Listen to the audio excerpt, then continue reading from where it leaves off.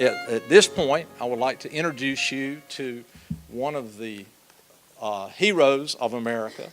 Joe Marm is one of our Congressional Medal of Honor winners, and he's here to greet you. Joe.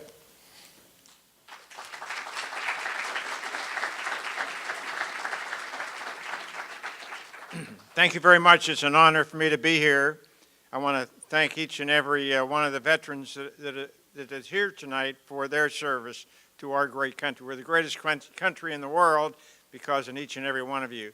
I wear the Medal of Honor for all the brave men and women that I served with in the Vietnam War.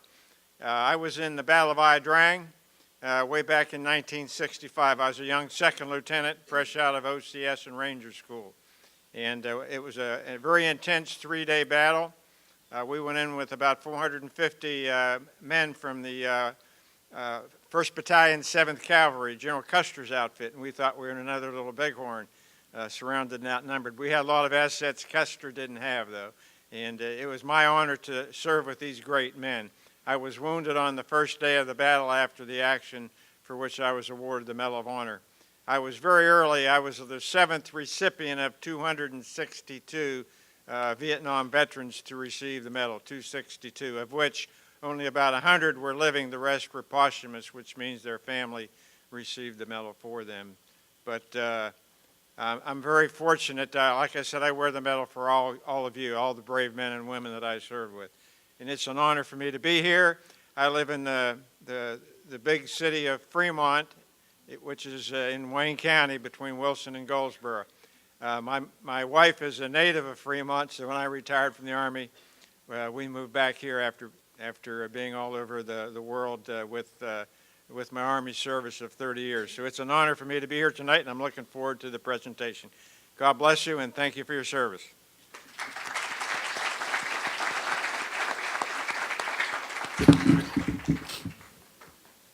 Having Joe here is just an amazing thing to think of how few Medal of Honor winners there are and to have one of them in our midst. Could you turn up the house lights just 1 second? Is that possible? If you served in Vietnam, would you please stand up?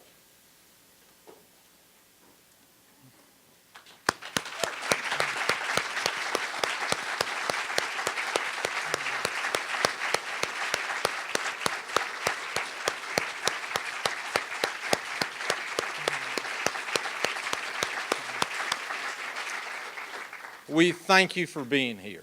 We're especially thankful for those people who are here who had loved ones who were served in Vietnam along with those. Just thank you for coming.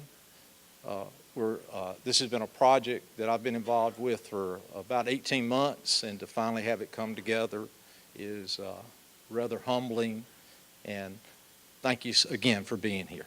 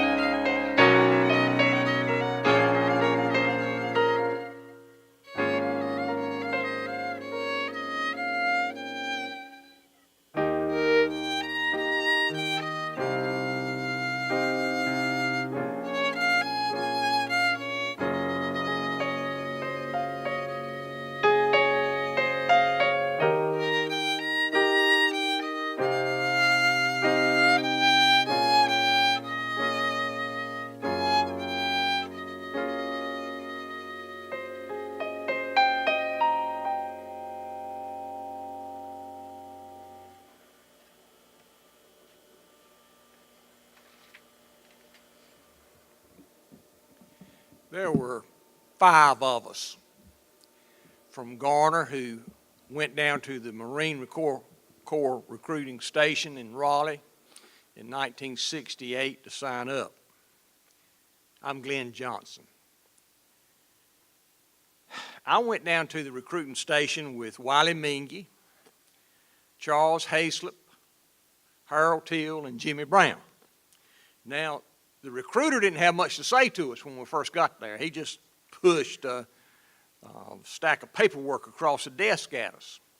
Said he couldn't promise us a thing except 10 weeks of hell in boot camp at Parris Island, South Carolina, and then a trip to Vietnam within 6 months. Now, to show our mindset at that time, we didn't even hesitate.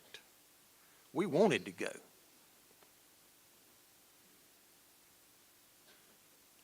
Among the 58,000 Americans killed in Vietnam, 8 were young men from Garner. The 8 collectively earned 3 Silver Stars, 3 Bronze Stars, 9 Purple Hearts, and other assorted honors.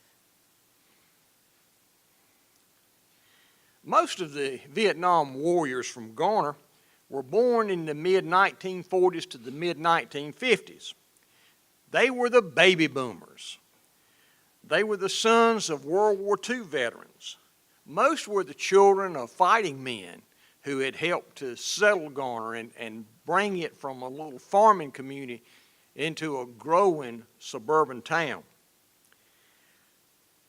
It was filled with ex-GIs, Marines, and sailors. In fact, you could hardly go down a street in Garner without passing by a World War II veteran's house.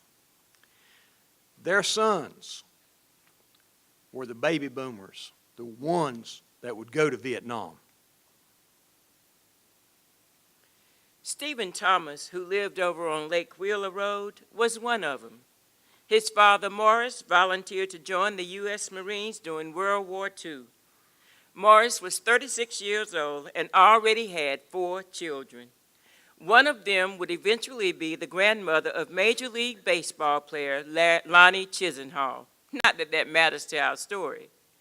Morris would fight on the front lines at Iwo Jima and Okinawa. The Thomas family knew what it meant when Stephen got his draft notice. He was working over at Porter Scales Company in Raleigh and was driving a 1961 white Ford Starliner. He and his good friend Warren Davis worked on cars at night over at Seeley's Gulf Station on Highway 70, right beside the graveyard and across the street from the old Hickory House restaurant. Warren's mom and Steve's sister Mary worked together at the First Citizens Bank in Raleigh and sometimes walked across the street to the Char Grill. Both women were excited about Stephen's engagement to Louise Lee.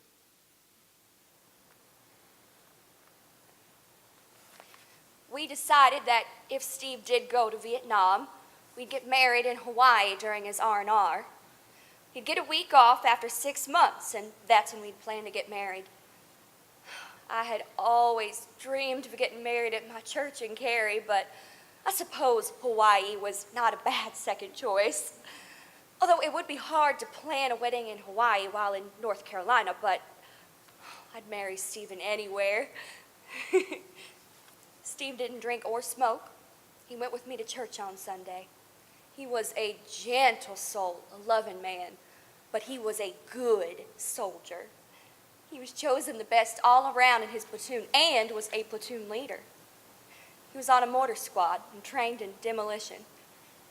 He was just a wonderful person and delightfully funny. Well, en route to Vietnam, he spent some time in Japan, and he wrote to tell me that the scenery there was beautiful, but that the women there were ugly. Oh, he said that the military life was good for him.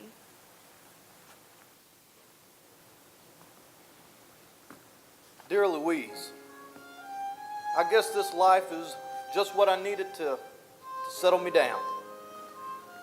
Yeah, I admit I miss a lot of things from back home, but this Army life is just great. So far, I've done pretty good in here. I was appointed squad leader Wednesday. That comes with 2 stripes. That's right, corporal. I'm learning fast the trade of a leader, something I never knew I could do. Leading a group of men all day and night, taking care of their problems and their heartaches. You learn to do a lot of things under pressure. What I'm doing here requires a lot of responsibility, something I never knew when I was home. And here, when something comes up, you have to stand up and face it yourself. I left home a boy, but I'm becoming a man, just like Mom and Dad had hoped. Love, Stephen. We had a lot to be thankful for at Thanksgiving that fall. Steve had arrived in Vietnam in October, and Steve's mom baked him a cake and mailed it to him so that he'd have it in time to have his favorite along with us on Thanksgiving. He never received it. The cake and many of the letters that I had written to him were all returned marked deceased. While we were praying for him and celebrating Thanksgiving, he was dying. One of the mortar shells didn't fire. Stephen was moving that shell when it detonated. They tell me that he was instantly killed. No warning, no dread, no suffering. But oh, how I suffered.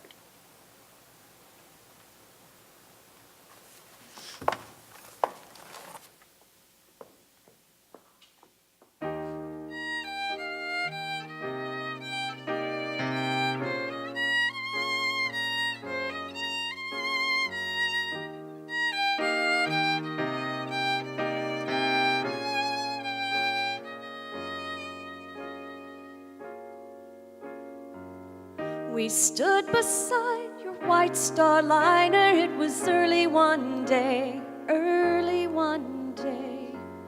You wiped a tear from beside my eye and said, "Don't do me that way, don't do me that way." I gotta go, you know. I am my father's son. You're the girl God made for me, so I've already won. I stood and watched as you drove away. I didn't dare to say goodbye. I only said, "I'll see you later under blue Hawaii skies."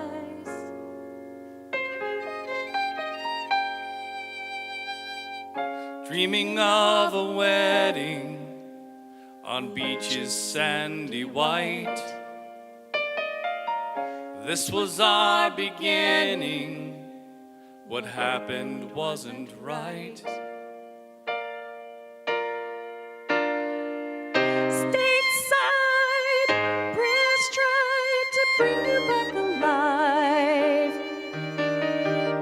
One shell, you fell, giving up your life. Don't go, hero, come back to my love. This war took more than we have to give. I stood alone at the front of the church as they brought you down the aisle. All in black, I stood there waiting, not in white, not as your bride.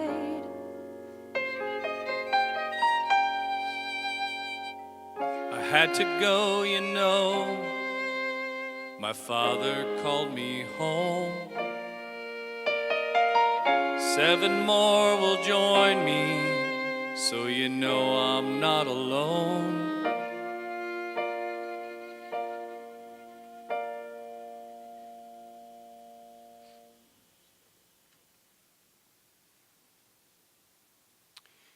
There'd be a lot of suffering in Garner over the next few years. Hardship and death awaited in Vietnam. Larry McLaughlin tried to enlist in the Army, but they sent him home and told him to come back when he'd lost 20 pounds. Well, Larry dieted and he ran And when he lost his weight, he quit his job at the North Carolina Department of Transportation, and he enlisted in the Army, knowing that Vietnam was in his future. Larry was a solid, quiet fella. He was mature even as a high school student. He was a dependable fellow who stayed behind to live with his grandmother when the rest of the family moved to Connecticut. Larry's dad drank, and Larry never liked that. Larry grew up near Carolina Pines Baptist Church over on Hickory Street and was a man of faith. And he was a hard worker. He cleaned the parking lot at Bird's Drive-In over on Highway 70 every morning before school. And in the winter, he would start the school buses for the local drivers, so the buses would be warm when they got up in the mornings.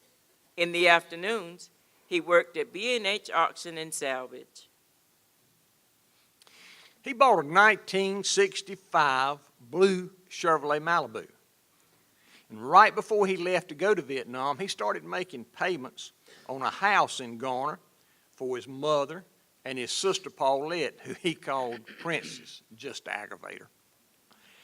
His younger brother and he were very close. His younger brother was also Jerry, who was also in the Army. And although they had grown up apart, one in Garner and one in Connecticut, they maintained that close friendship. Jerry was slim and Larry was strong. Jerry loved to wrestle and fight, but Larry would never hurt him. He'd just sit on him. Dear Mom and Princess, I'm doing okay.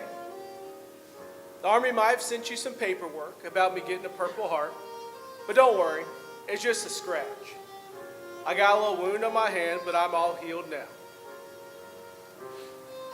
Mom, thank you so much for sending me your old engagement ring. Like I said, I found someone very special, and I hope that she will say yes. Is Dad leaving you alone in the new house? I bought that house for you and Paulette, not for him. I told him before I left that I didn't want him down there. He'd been drinking that day, and he told me that he hoped that they would send me back home in a wooden box. I know he probably does the best that he can, that he was raised real rough. But when he is drinking, which is most of the time, he probably does some things that he regrets. I worry about you.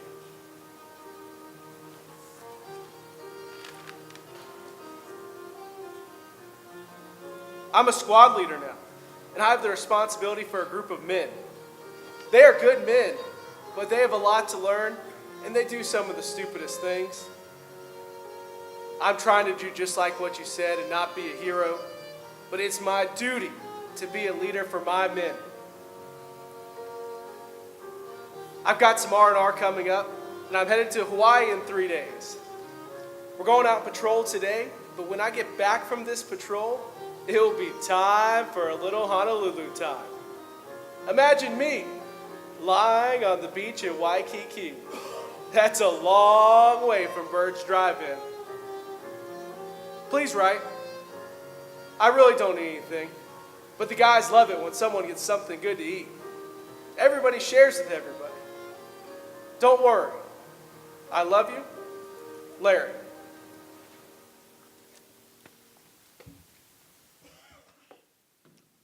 Larry McLaughlin was an unexpected hero. He was quiet, he was kind. He was a man of faith, and I believe God provided a special privilege to Larry and his brother Jerry. Jerry felt called to Vietnam because Larry was already there. He felt he was supposed to go because Larry needed him.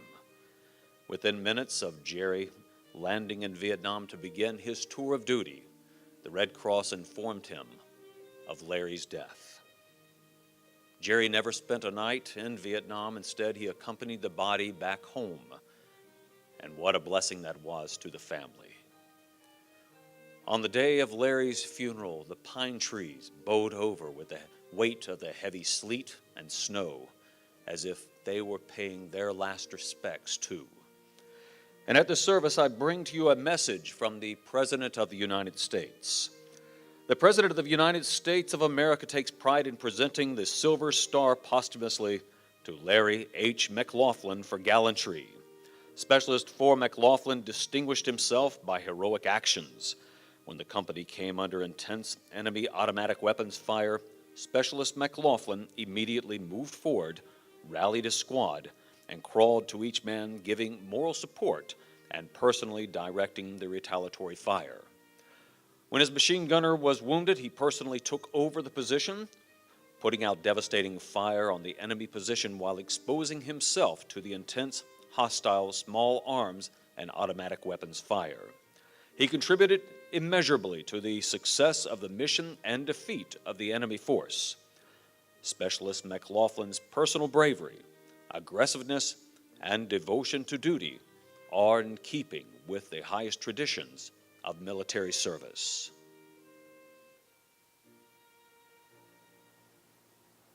Most people couldn't find Vietnam on a map when I enlisted in 1964. It was an insignificant country on the other side of the world. I'm Donald Lee Wall, and I wanted to go to Vietnam because this is where the war is. My two brothers and I are career military men. We are Americans, we are patriots, and we enjoy the military life. We do anything for our brothers or our country. Me, I love jumping out of airplanes. I'm a sergeant and a jump master for the 101st Screaming Eagles. There isn't much jumping in Vietnam. Yeah, I miss it. But America needs me in Vietnam, and I'd rather be fighting in a foreign land than in my country. I was in Alaska when I requested a transfer here. I could list 3 choices. I wrote number 1, Vietnam, number 2, Vietnam, number 3, Vietnam. I might be the first Screaming Eagle to get all 3 of his choices. I arrived in Vietnam in mid-December. In recent days, we've been fighting in Hue. The North Vietnamese overran it in January, and it took us 5 weeks to reclaim it. The fighting was house to house, and we're still clearing them out of here. But we've got the rats out of their holes, and we're going to get them.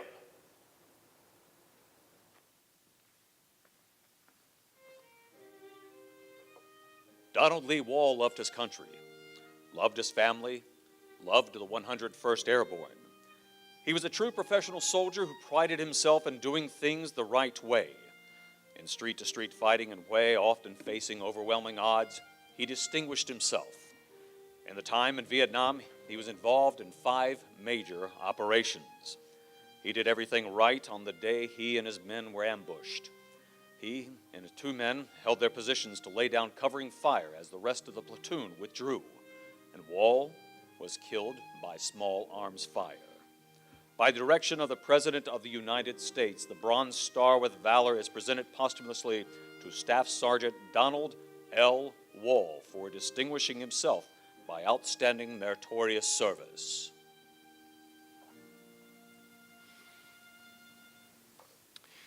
Following the Tet Offensive in 1968, which was, at least on paper, a great American victory, the support for the war plummeted in the United States. The public had been led to believe that the North was almost ready to quit the war, but Tet showed them otherwise. 1968 was one of the most tumultuous years in our country's history. Dr. Martin Luther King Jr. and presidential candidate Bobby Kennedy were murdered. Satellite television was new, and the war from Vietnam was broadcast into our homes every single night. There were protests against the war, protests against racism, and protests for women's rights. There were riots. One U.S. soldier in Vietnam said he saw a news report about rioting in the streets and thought it was in some communist city. It was in Chicago. Another soldier knew that there had been unrest, but he didn't know how much until he returned home after his tour of duty. He wore his uniform home. He was proud to have served his country. But when he arrived at his hometown airport in Philadelphia. He was called a baby killer, and no taxi cab would even pick him up. Alan Sheffield Stroud graduated from the all-black Cooper High School in Clayton before moving into a house off Woodland Road in Garner. He laughed easily, drove a black convertible with a white top, and never seemed to meet a stranger, even in Vietnam.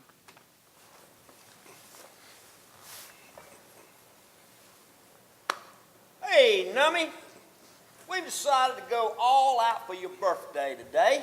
All the guys have pulled together their pound cake out of the sea rations, and we're going to have a celebration. My birthday isn't until tomorrow. Stroud, in your 6 weeks in Vietnam, have you not learned that you celebrate any time you got an opportunity? Nobody's shooting at us. We're not humping through the jungle. We got food to eat. We got water in our canteens. And I even have some lemonade mix. So I say it calls for a celebration. How old are you? 21. And thanks for the cake. I like the cake better than the pecan log. I think the pecan logs may have been left over from World War II. No, it was the Korean War. Look, this is going to be the freshest, 15-year-old food you ever put in your mouth. Now, this dinner we're getting ready to eat may be a little bit older than you. Hey, guy, if you were back home, what would you be eating for your birthday? Peach cobbler. I think most ladies in North Carolina can make great peach cobbler. Something about those peaches from down in the sand hills. Oh, so you got peaches where you live, huh? Well, I grew up on a farm outside of Garner where they experimented with agriculture. So we had peaches, all sorts of peaches, but most everyone grows tobacco. Got a lot of truck farmers. Oh, well, speaking of back home, have you heard from your wife, what's her name, Dora? Dora Ann Burnett. I went to a birthday party over in Garner. I went with one girl, but left with another. My Dora. I knew she was the girl for me. So y'all hit it right off, huh? Yeah, but things got complicated. She already had an 18-month-old son, but I loved her, and I told her that we were going to get married. And her Timothy, he'd be my son. I would adopt him. I sure couldn't fault her.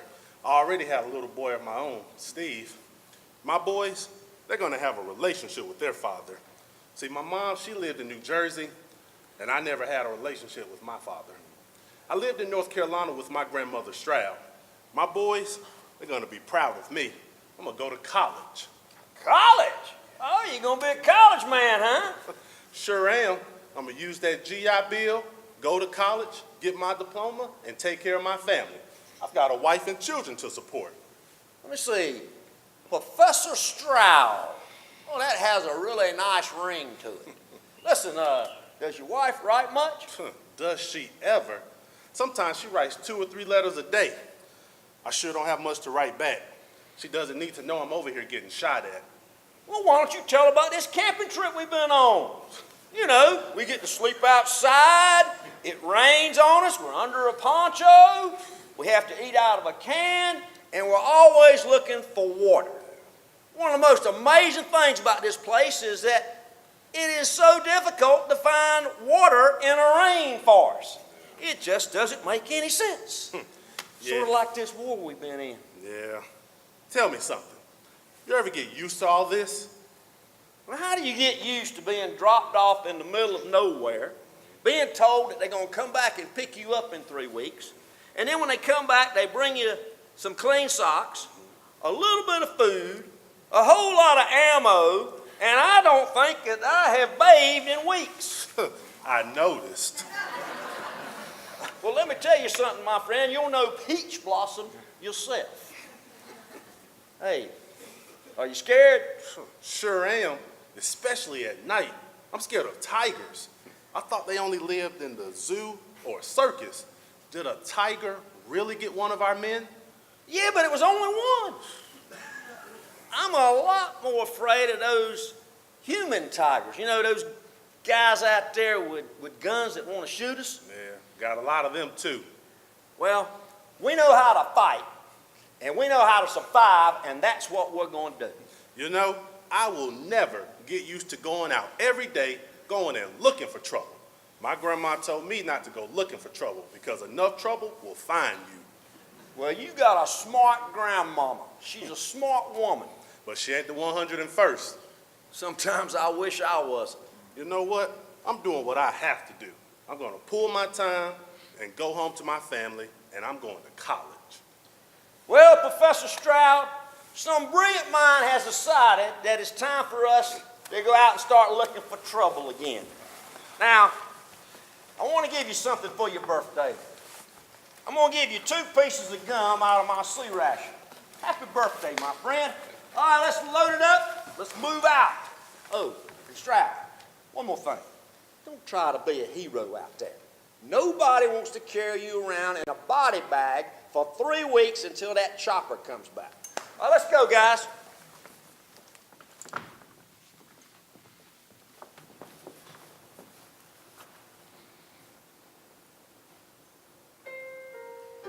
I was mean to the men who brought the news about my husband. What did they mean coming into my house telling me that my husband had been killed? I wanted to know how come they were not in Vietnam. I asked them if they were some rich boys who got to stay at home while my husband was off fighting for his country. The country was grateful for his service, they said. Well, I wasn't grateful, and I wanted to know how come they were not in Vietnam.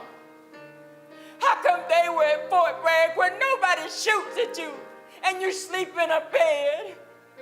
They ride around in cars every day and go home to their wives every single night while my man lived in the jungle like an animal.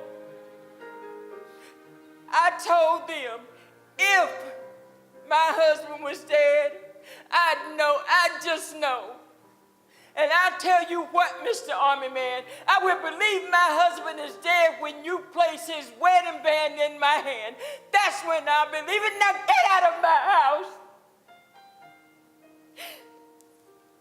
Less than 48 hours later, they returned and gave me his personal effects,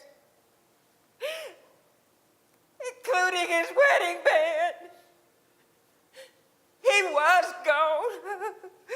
My husband was gone. He was gone. He was gone. Oh, he was gone.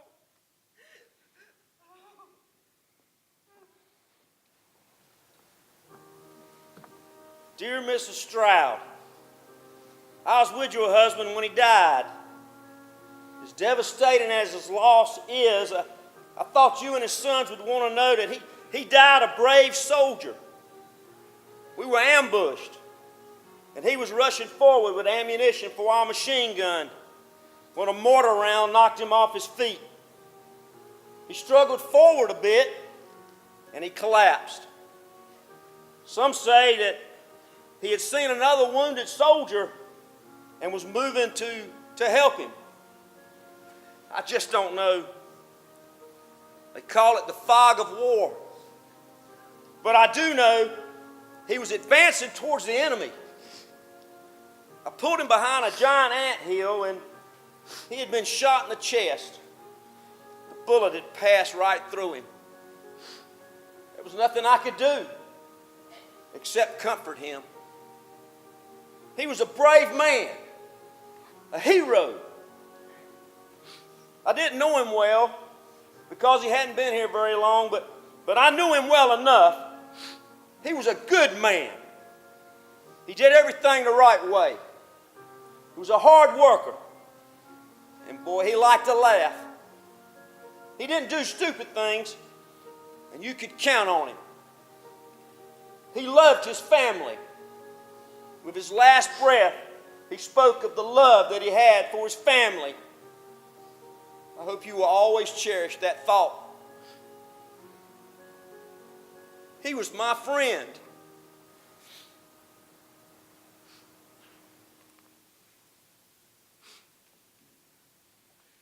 Phil Fleming's mother was 15 when he was born, and his father never was a part of his life. His mother married and later divorced his first stepdad. Phil spent much of his time living with his grandmother. That's how he got to attend Garner schools. His mom eventually married for a third time. His new stepdad was only about 5 years older than Phil. His new stepdad was in the 82nd Airborne until the war in Vietnam heated up. There was little doubt that Phil would enlist.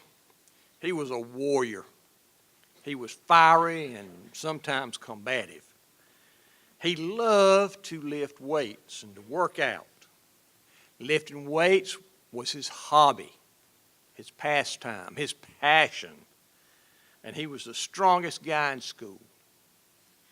They say one day at football practice when the varsity was scrimmaging Phil and the rest of the JVs, that varsity coach Ted Rollins kept fussing about Fleming, but no varsity player could handle him. I grew up with Phil over in Halifax Court before either of us came to Garner. At Halifax, there'd be a fight and Phil would be right in the middle of it. Then he shows up in Garner, and everybody is just sort of amazed at his strength and his toughness. Phil Fleming was a great soldier.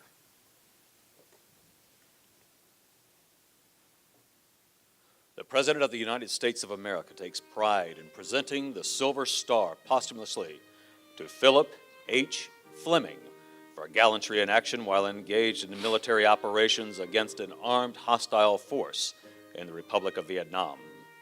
Specialist Fleming's unit was approaching an enemy position when they came under heavy fire from an entrenched enemy force and suffered several casualties. With unwavering regard for his wounded comrades, Fleming advanced towards the ambush and threw smoke grenades to mark the positions of friendly wounded for an airstrike. Seeing the opportunity of destroying an element of the hostile force himself, Fleming charged the enemy position under the cover of an expended smoke grenade. The cover of smoke was not enough, and he was mortally wounded by machine gun fire. His exceptional courage, determination, and exemplary devotion to duty are in keeping with the highest traditions of the military service and reflect great credit upon himself, his unit, and the United States Army.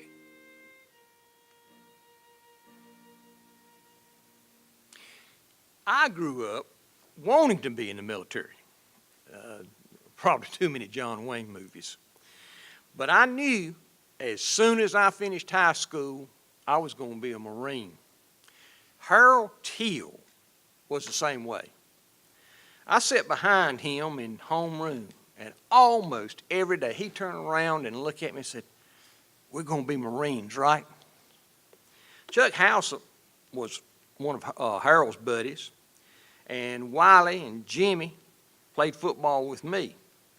We all decided we were going to be Marines. The only one of my friends I ever saw in the military after boot camp was Harold. I was in jungle training at Camp Pendleton, California, and he was there for machine gun training.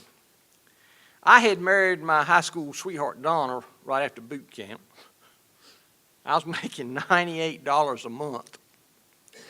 And the cheapest apartment I could find was $105 a month. We basically lived off Kool-Aid and popcorn. For Christmas, we wrapped up the presents we'd given each other the year before and tried to act surprised. Harold came over and ate Christmas dinner with us in 1968. I still don't know where Donna scraped up the food for that feast, but I got to show Harold the prettiest Christmas tree I ever saw. That tree was so ugly.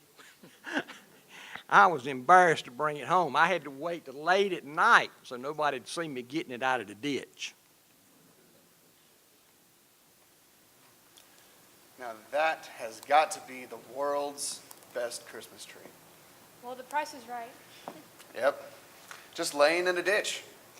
Drifting along with a tumbling tumbleweed. Well, you know what they say about Christmas. It's all about family. We've got almost no money, but we have each other. And a tumbleweed taped to a wall for a Christmas tree. But it's our tumbleweed and our paper decorations. Just living on low. And what I can scrape together. Like decorations made from Kool-Aid wrappers. Donna, I appreciate you. You know, being able to scrape together a Christmas feast for us, inviting Harold to come over for dinner too. You know, he's got a few more days left at machine gunnery school. He'll ship out pretty soon after me. Do you realize we've been married almost 2 months? Are you glad that we did? I mean, knowing that I'll be shipping out so soon. Well, I'd rather have you as my husband for 1 month than never have you at all. And you're certain you want a baby as soon as we can too? I mean, knowing my situation? Especially because of your situation. Oh, there he is. Hey. Come on in, Harold. Hey. Merry Christmas. Merry Christmas. Oh, it's good to see somebody from home. We're so glad you could come. Let me go finish in the kitchen. We're almost ready. So how's it going? Oh, it's all right. Yeah, I found out I'll be moving around a lot when we get to Nam. Apparently machine guns tend to move wherever they're needed. Hey, keep your head down, keep your weapon clean, and never volunteer for anything. Oh man, we were brilliant volunteering for Marines during the war. Oh yeah, we were. Hey, you ever hear from the other guys, Jimmy, Wiley, Chuck? You know, I think we were shipped out all over the world after basic. Yeah. You're the only one I ever heard from. You ever wonder whether we did the right thing by enlisting? Yeah.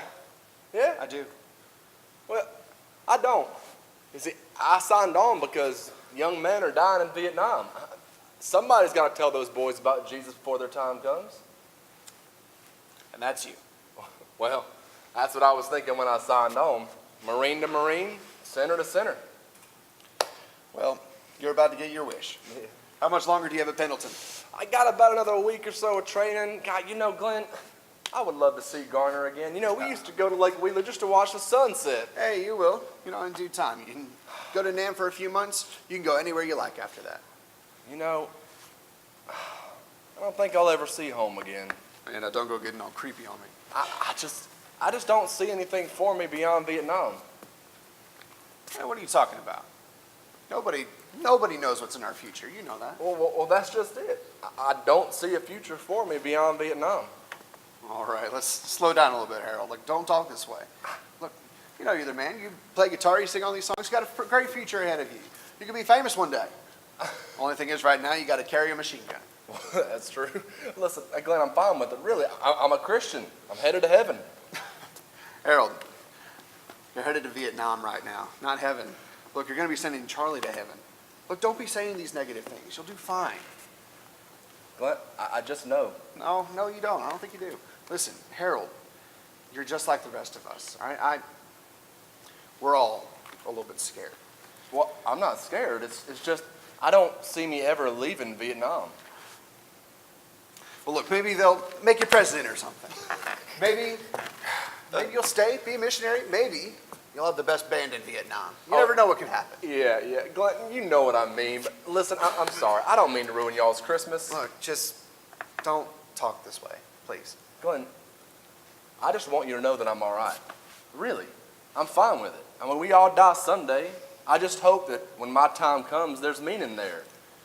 Glenn, you know, Jesus said that there's no greater love than to lay down your life for one another. If that's the way it happens, you know I'm fine with it. Dinner's ready. Come on, guys.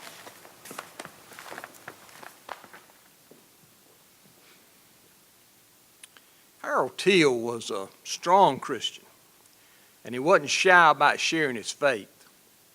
He was the president of the high school Bible club, and he gave the morning devotions at school every day. He was a fun guy, though. He played the guitar in a high school band and was devoted to his sister Yvonne. The girls said he was a cute guy. He was a serious guy, though. He was serious about talking to soldiers about Jesus. He saw Vietnam as a harvest field.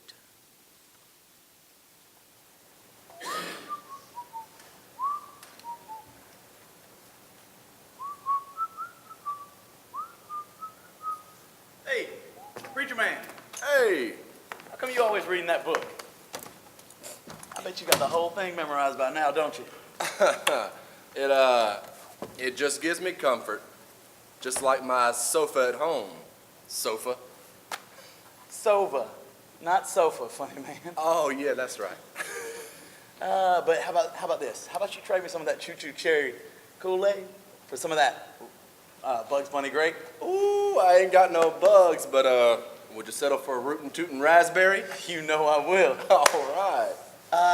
You know what? I got another proposition. Yeah. How about a pecan roll for a pound cake? Oh goodness, every day of the week and twice on Sunday. Where is it? What you got? Well, no, I'm not giving it to you now. All right. No, I got another question for you. Oh, all right. Ask away. So in that Bible, Yeah. it's not going to say anything about our trade, is it? No, I mean, let me see. Hang on. Maybe if I go this way. No, I don't think so. I think listen. Well, you know. Now, hang on. Now, if we trade, you know, it's almost Sunday, right? It is. Yeah. Yeah. So we're going to keep that Sabbath holy. Sofa's been learning his Bible too. Look at that, boy. Hey, that's the fourth commandment right there. Fourth. Yeah.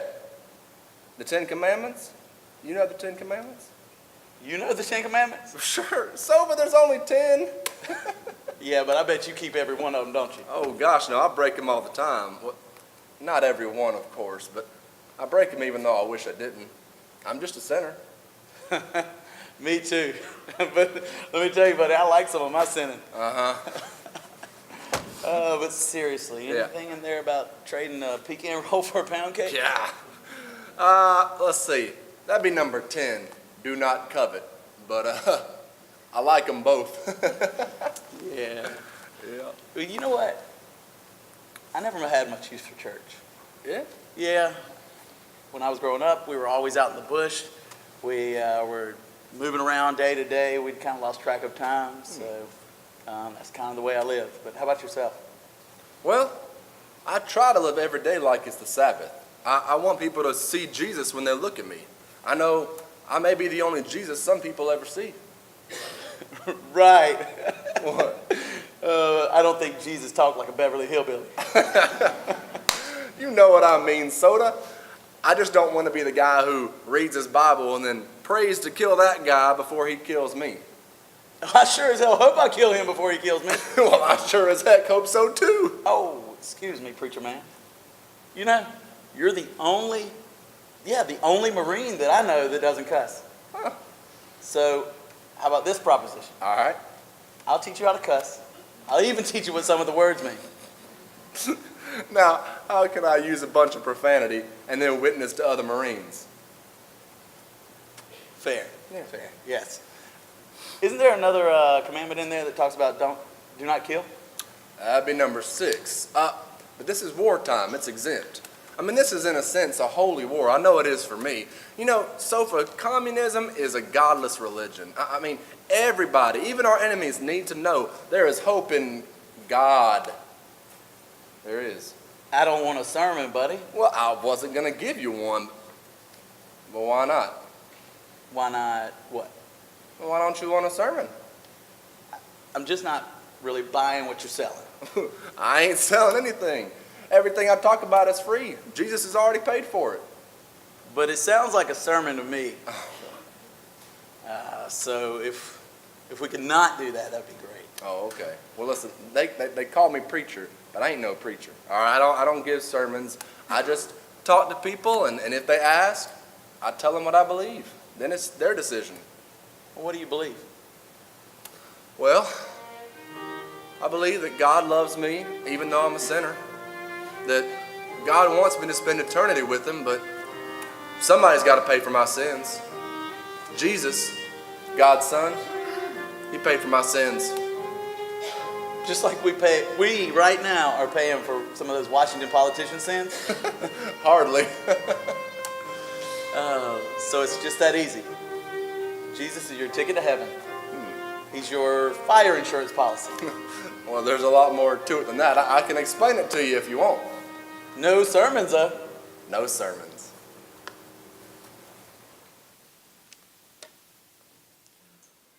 The President of the United States of America takes pride in presenting the Silver Star posthumously to Private First Class Willard H. Teal, Jr., United States Marine Corps, for conspicuous gallantry and intrepidity in action.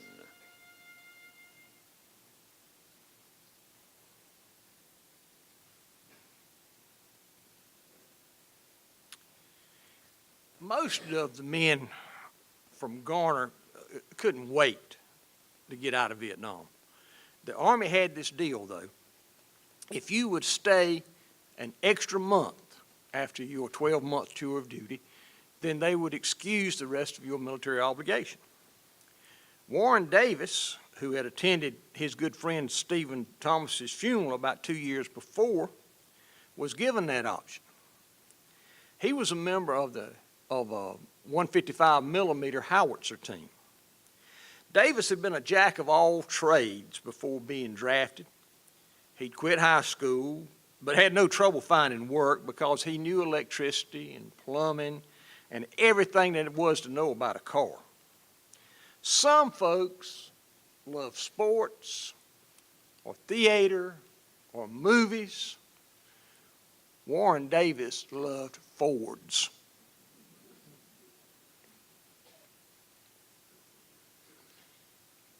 He particularly liked red, fastback Fords. He'd put a racing cam in a 1965 Galaxy the night he rolled it over near Dix Hill. Warren was a likable fella and a good talker. Somehow, the investigating Raleigh policeman learned that Warren's dad was named Thomas H. Davis. The city of Raleigh police chief was also named Tom Davis. Warren never fully explained how it happened, but the officers got the impression that his dad was the chief of police, and no charges were ever filed. In Vietnam, he continued to be versatile, working as a mechanic, a driver, and a cannoneer. He was ready to be rid of the Army, and he signed on the dotted line to extend his tour and get out of the Army quicker. He had only a few days left when he wrote to his parents.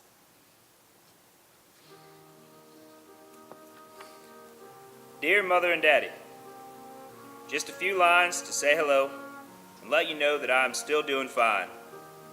I hope this letter finds all of you well and feeling fine. We're still not at our permanent fire base yet. We moved from Mary Lou to Doc Toe. They captured an MVA major up here, and he said Doc Toe is supposed to get hit in a few days, so we moved in here to support. Hope we stay here at least that long. Only have 13 more days left. My section chief has given me 7 days off before I go into base camp to clear my stuff. I had a wreck coming to Doc Toe, but it wasn't my fault. There was a 2.5-ton truck, and it was passing me on the right side of the road. I had my truck loaded, the gun behind it, and 9 men in the back. The truck pulled up beside me and ran off the side of the road. When he came back on, he hit my right front. My fender caught his bumper, threw him in the ditch, and turned their truck over. Folks were flying everywhere. One of them's leg was broken, but nobody else was hurt. We checked to make sure our gun wasn't damaged. It wasn't. That's all, except I love you, miss all of you, so I will close now and write you later. Goodbye for now. Love always. Warren. Warren Davis was killed 2 days later. He'd been scheduled to leave that mountaintop battery the day before he and 3 others of the howitzer crew were killed by one of 19 rockets that slammed into their surrounded camp. The rockets looked like flying telephone poles. Warren received a commendation for heroism that day. The general rule in Vietnam was for the veterans to let the new guys find their own way. Tell them the basics and get away from them.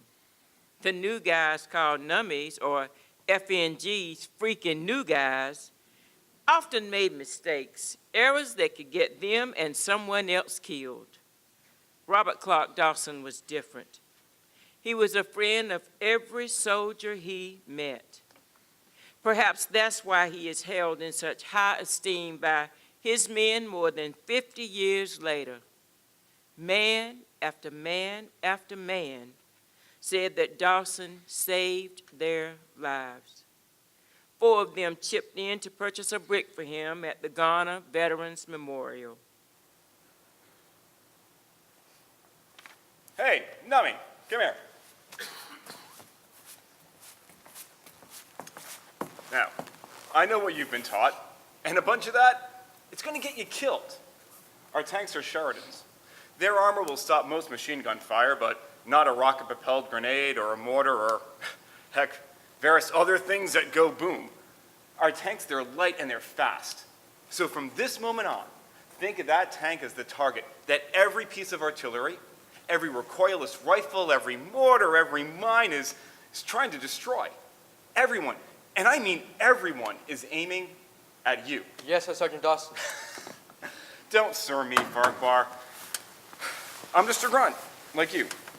But you gotta do exactly what I say and when I say it. And if you do that, you might live long enough to start your own short timer stick. Me, I'm a regular. This is my home. Now my first priority, that's to do my duty. My next goal, well, that's to stay alive long enough and marry Penny, my fiancée.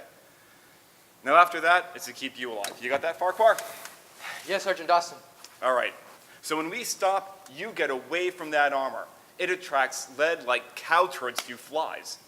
And don't use that heat stuff to make coffee. It stinks. What you do is you take a little piece of C4 and light that to heat your meals. Now, this is important. If you take that C4 from a Claymore mine, do me a favor and try not to kill all of us. They put this side to the enemy on the Claymore mine for a reason. What else, Sergeant? That's it for now. One lesson a day. Luckily, you know how to make a decent cup of coffee, and that's a good start. But always make 2 because I'm going to want one. Got it. Now, I've talked to the other guys, and they're going to show you the ropes. They want to live as much as I do, so they're going to make sure you know how to survive without getting us killed. They'll take care of you. Oh, make sure to write your mom and your girl, because they're worried about you. I don't have a girl. Well, I can't do everything for you, Farquhar. Go on and go. I got to read through a letter to my mom. I've been worried about my stereo. Aye, sir. June 12th, 1970. Hi, Mom. I hope this finds all of you doing well and happy today. As for me, I'm doing okay. Mom, I'm sorry it took me so long to answer your last 2 letters. I've been in the field for the last 2 weeks, and we've been busy. Thank you, Mom, for the birthday card. I pray to God this'll be my last birthday away from home. I want to go home just so darn bad. As it stands, I'll be home soon, God willing. Mom, I'm sorry to hear how Dad has been doing. And I hope he's at Butner by now, and I hope they keep him. I don't care if I ever see him again. You know, I'd be better off if I never saw him again. Mom, did Jackie and Warren leave my stereo and my .22 rifle, the one I bought? I've asked you a few times about the stereo, but you've never answered. I bought a TV set yesterday, and I'm going to send it home when I leave here. Penny and I, we could use a few things. Love, Robert.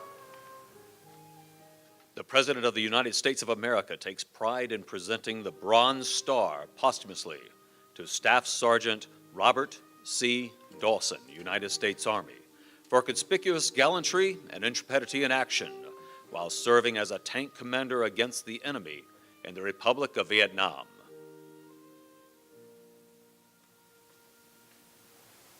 Dear Ms. Dawson, your son, Sergeant Robert Dawson, saved our lives. And not just our lives, but the lives of dozens of other young men who were sent far from home to fight in a war that we didn't understand. One of the norms in Vietnam was that the veterans rarely invested themselves with the new guys, the replacements. There are good reasons. The new guys often make mistakes that get people killed. And it was so tough to see friends die. that the veterans were not looking to make any good friends. But Bob was different. He was only 23, but he taught us how to survive. We were 18-year-old kids right out of high school, and we didn't know much about the world. Sergeant Dawson took us under his wings, showed us the ropes and the way to survive in the war, and still do our duty. We credit him with bringing us home alive. The thing about Bob was that he tried to help everyone. We sat out with him on guard duty the day before he was killed. He talked about going home to North Carolina. He said he had the most beautiful fiancée and that she was the sweetest child this side of heaven. Early the next morning, we heard the explosion. Right away, we knew that couldn't be good. It wasn't. Our friend, the friend of every man in the unit, was gone. Bob made his job to check every crossroad and every stream for mines and explosives. He found an explosive device at the next crossroad, but this one was different. It was wired. The VC were watching, waiting for him to call someone else into the road so that they could kill more than one man. Eventually, as he worked to disarm the mine, and it was apparent that there was no one else coming out to a certain death, the VC exploded the mine. He was the only casualty. I know it does not help. It does not help us, but he did not suffer. I want you to know that we have never known a man like Sergeant Dawson. He was a great man, a great friend, a great soldier. He was the best that we ever knew. God bless you. God blessed us by giving us the chance to know your son. We know that he was awarded a Bronze Star for his heroism. To us, he awarded life. For the rest of our lives, we will live for him. He will always be remembered and loved. Respectfully, Robert Farquhar.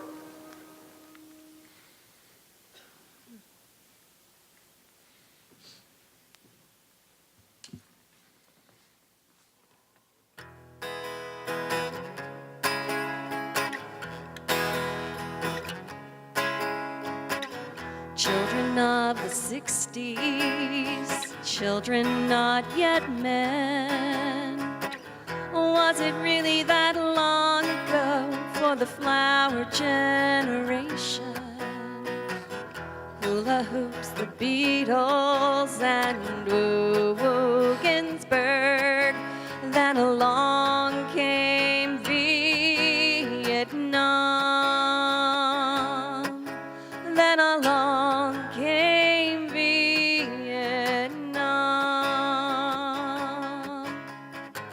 We went to basic training, still children, not yet men. Taught to fight the gallant fight, but we weren't allowed to win. We left behind our bandstand world to find America blind when we went to Vietnam. When we went to Vietnam.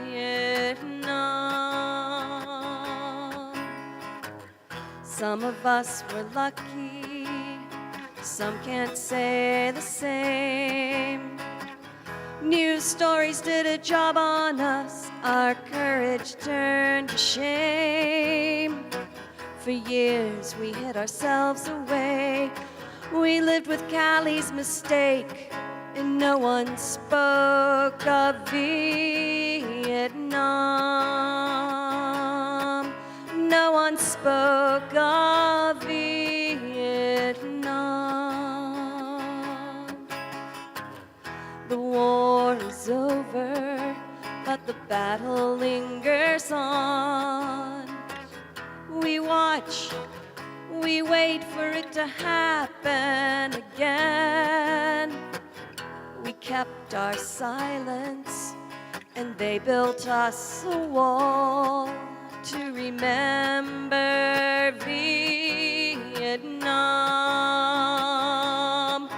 To remember Vietnam.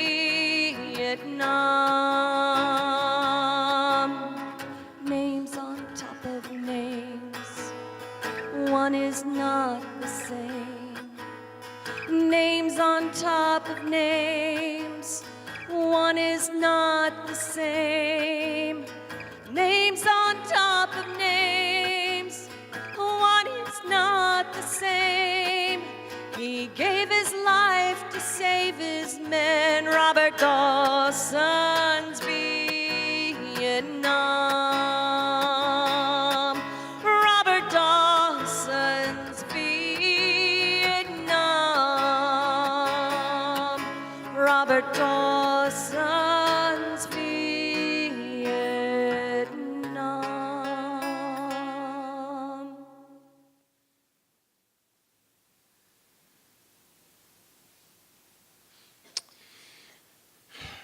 People ask me, what was the worst part about being at Vietnam? It wasn't the mosquitoes. It wasn't sleeping in the rain. It wasn't being so thirsty that you wring out your t-shirt and drink your own sweat, or drink the water out of the bottom of a bomb crater, or out of a stream that was so stagnant and putrid it'd make you gag just to smell it. It wasn't even watching your friends die, or the fear that you were going to be killed. The worst part was thinking that it didn't matter what we did. It was the feeling that nobody knew what they were doing. Oh, I'm sure someone somewhere had a plan, but it made no sense to us. We'd fight and take a hill and then leave, and fight to take the same hill again and leave. And that would happen over and over and over again. And it'd make you wonder, what would happen if we just didn't try to take that hill again? The worst part of being in Vietnam was I never knew why I was there. The reasons we were there are still hotly debated. But Harold Teal, he knew why he was there.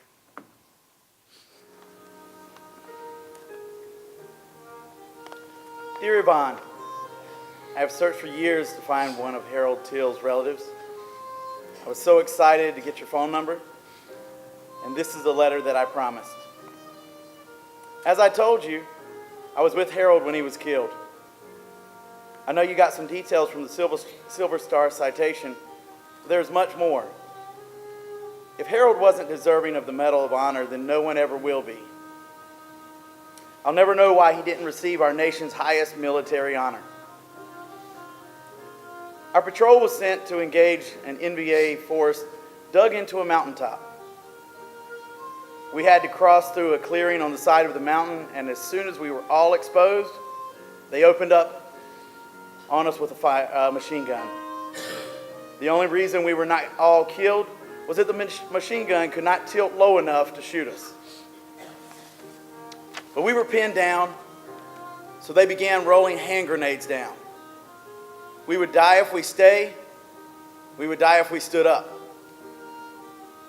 One grenade went off beside Harold, and his leg was wounded. He was bleeding.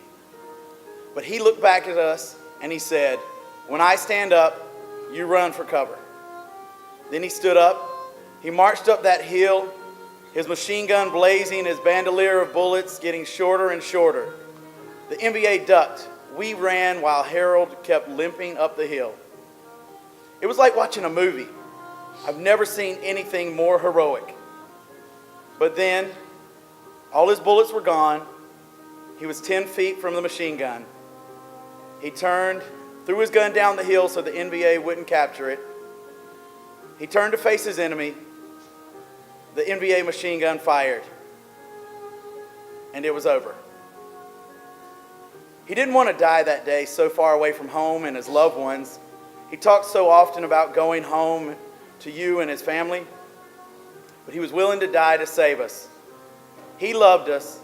We were almost strangers, but he loved us that much. Harold saved me, not only on that hill, but for eternity. You see, I was one of those men who was born again because he came to Vietnam and he shared his faith so boldly. What your brother did in Vietnam will live for eternity. You and I shall see him again, Yvonne. Every day I live, I am closer to seeing Harold again. What a joyous time that shall be. Harold epitomized the scripture. Greater love has no man than to lay down his life for another. I hope this letter brings you comfort, not pain. Harold, Larry Soba.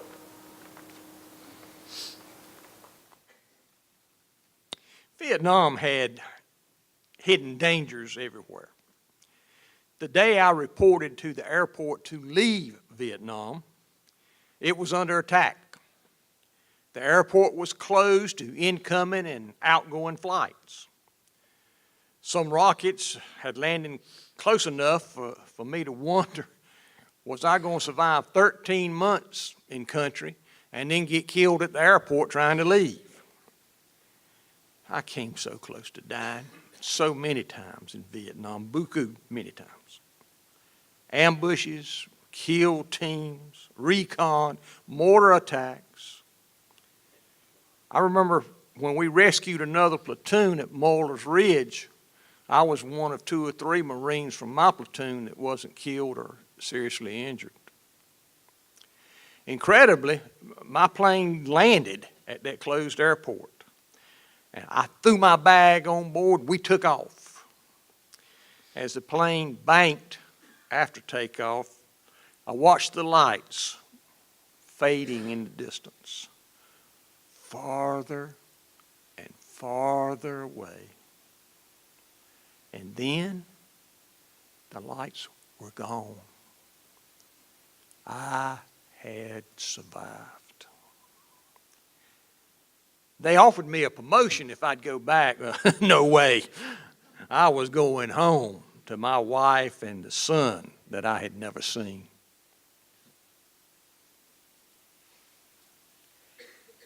When Glenn finally landed in Raleigh, little Robbie, who was 3 months old, and Donna were there.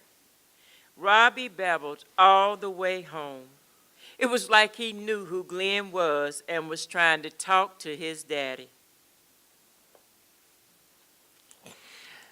You see before you a lucky man. I never had any trouble with my memories of Nam, no nightmares, no anxieties. But I do wonder why. Why, Lord, him and not me? Why did I escape the long-term effects that so many of my friends have?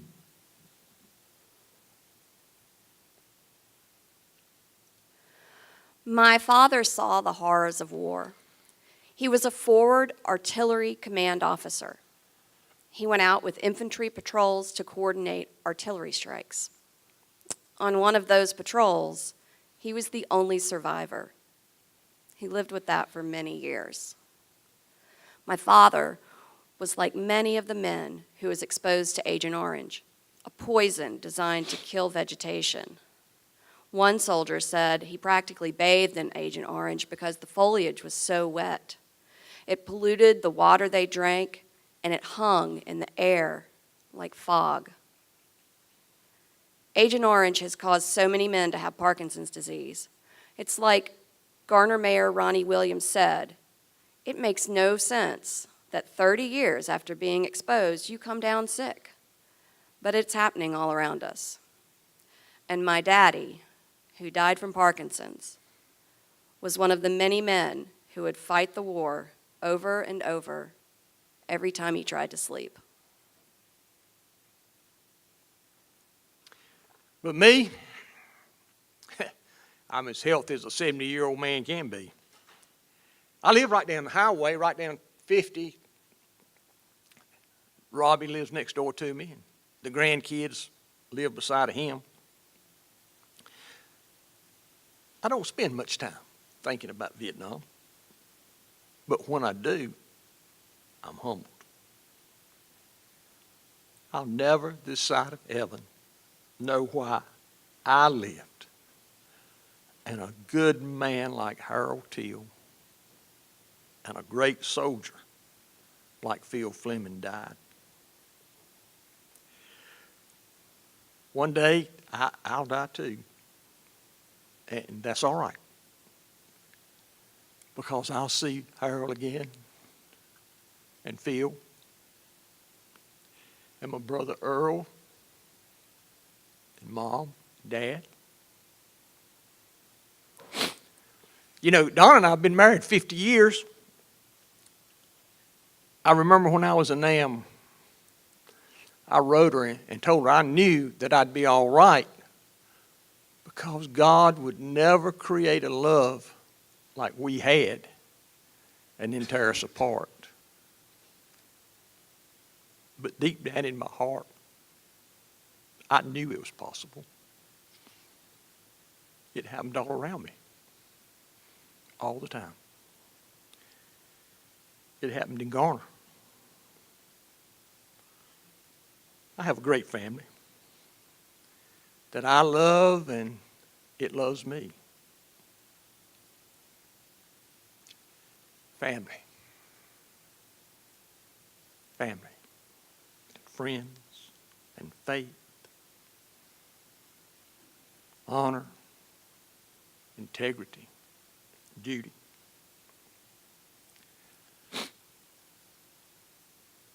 We live our lives as best we can and hope that we bring honor and glory to our God. That is the greatest duty.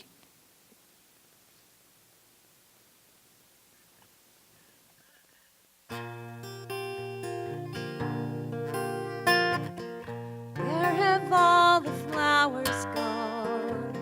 Long time passing. Where have all the flowers gone? A long time ago. Where have all the flowers gone? Girls have picked them, every one. When will they ever learn?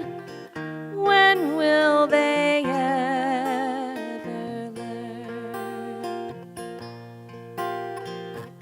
Where have all the soldiers gone?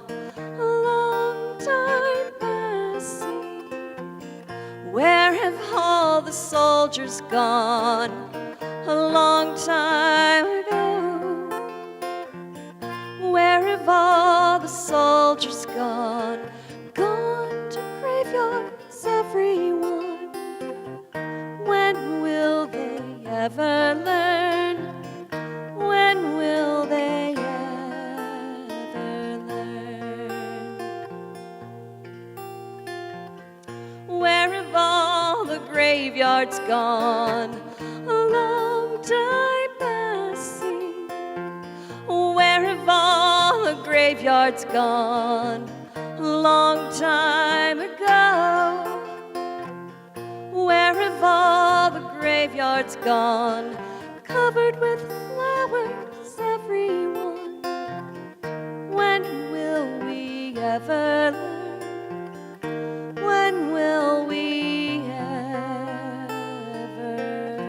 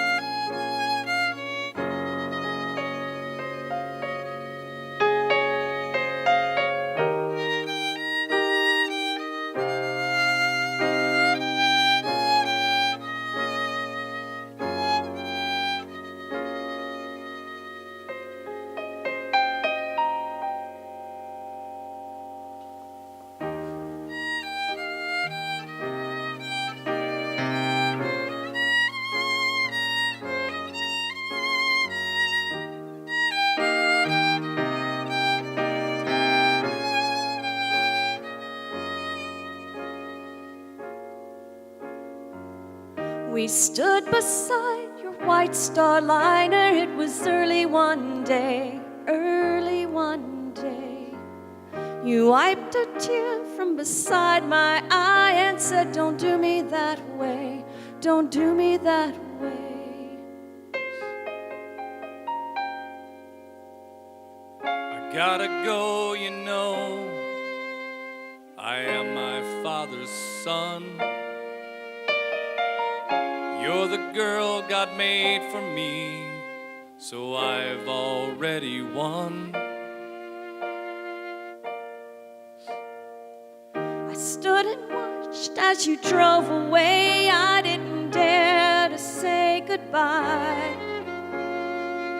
I only said, I'll see you later under blue Hawaii skies.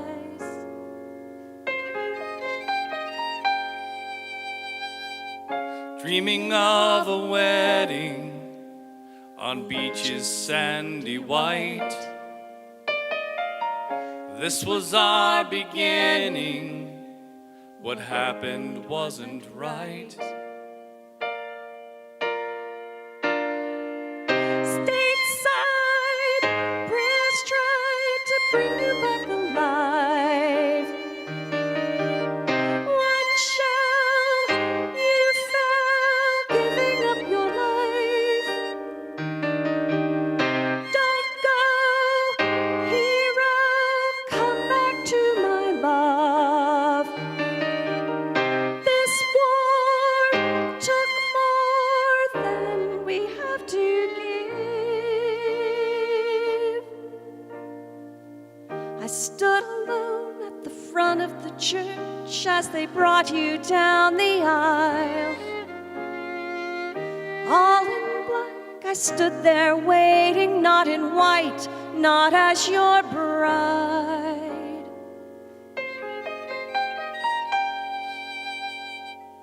I had to go, you know. My father called me home.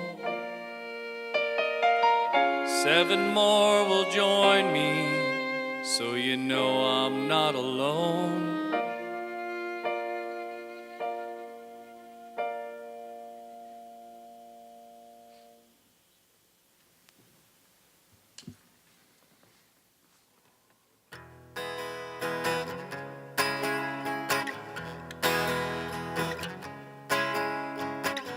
Children of the 60s, children not yet men. Was it really that long ago for the flower generation? Hula hoops, the Beatles, and Woo Ginsburg. Then along came Vietnam. Then along came Vietnam.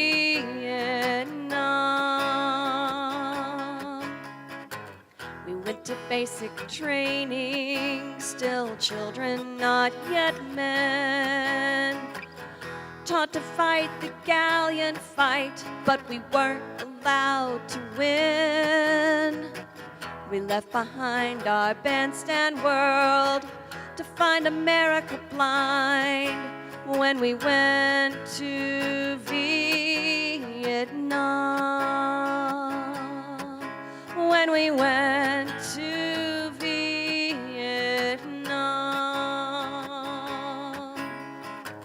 Some of us were lucky, some can't say the same. News stories did a job on us, our courage turned to shame. For years we hid ourselves away, we lived with Callie's mistake, and no one spoke of Vietnam. No one spoke of Vietnam. The war is over, but the battle lingers on. We watch, we wait for it to happen again.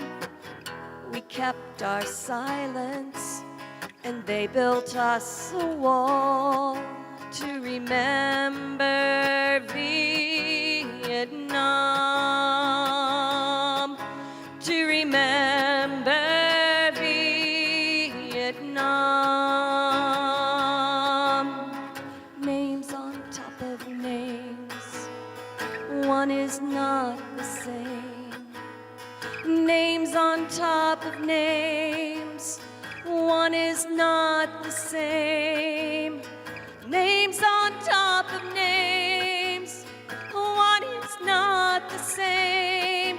He gave his life to save his men, Robert Dawson's Vietnam. Robert Dawson's Vietnam. Robert Dawson's Vietnam.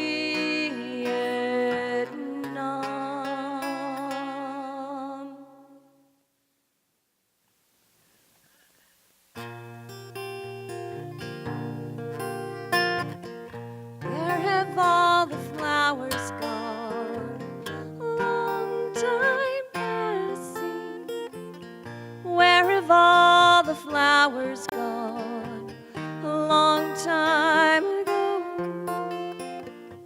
Where have all the flowers gone?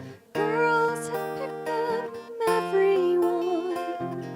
When will they ever learn? When will they ever learn? Where have all the soldiers gone? A long time passing. Where have all the soldiers gone? A long time ago. Where have all the soldiers gone? Gone to graveyards, everyone. When will they ever learn? When will they ever learn?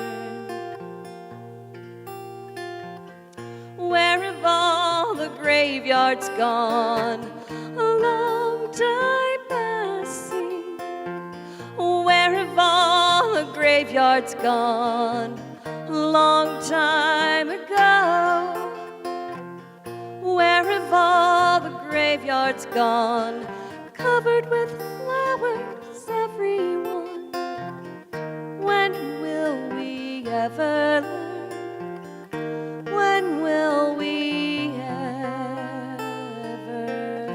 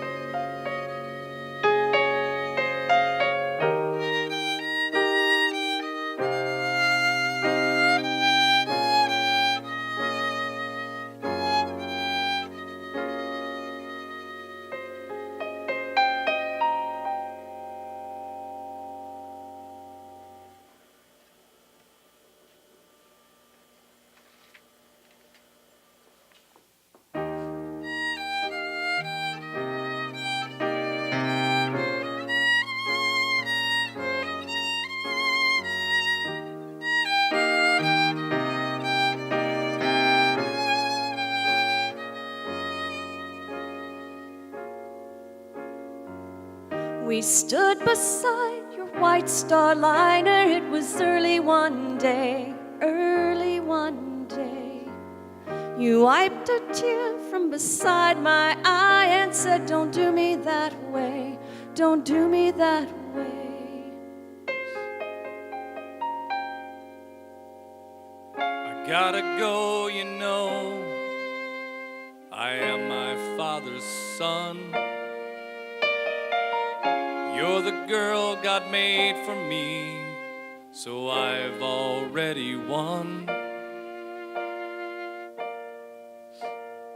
I stood and watched as you drove away. I didn't dare to say goodbye. I only said, I'll see you later under blue Hawaii skies.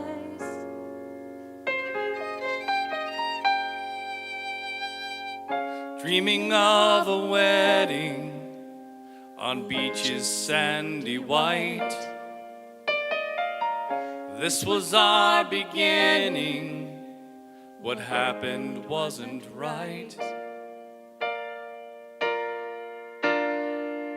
Stateside, prayers tried to bring you back alive. One shell, you fell, giving up your life. Don't go, hero, come back to my love. This war took more than we have to give. I stood alone at the front of the church as they brought you down the aisle.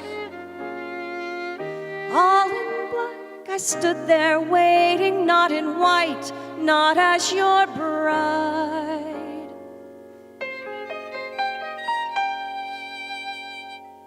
I had to go, you know. My father called me home. 7 more will join me, so you know I'm not alone.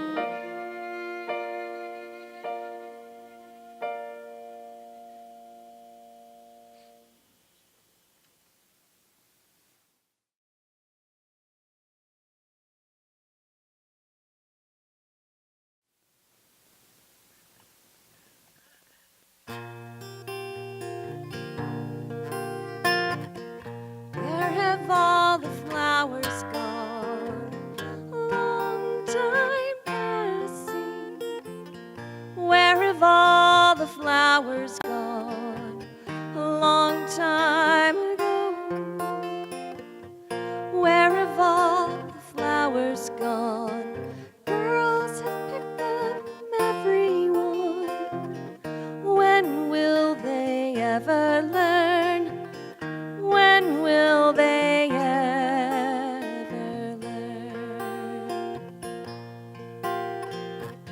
Where have all the soldiers gone? A long time passing.